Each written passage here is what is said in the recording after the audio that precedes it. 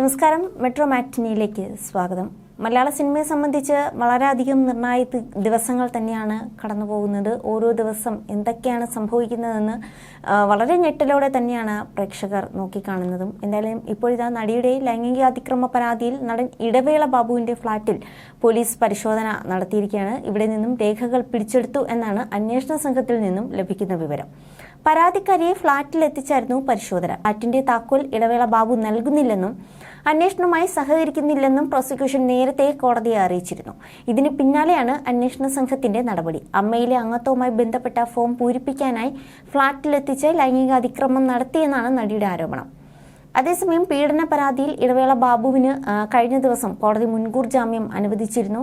Ernakulam principal sessions കോടതിയുടെ ഈ നടപടിക്കെതിരെ അപ്പീൽ പോകാനുള്ള ആലോചനയിലാണ് അന്വേഷണ സംഘം.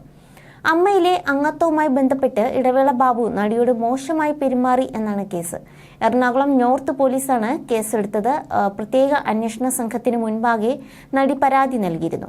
7 പരാതികളായിരുന്നു നടി നൽകിയത്. ഇതിൽ 1 ഇടവേള ബാബുവിനെതിരെയായിരുന്നു.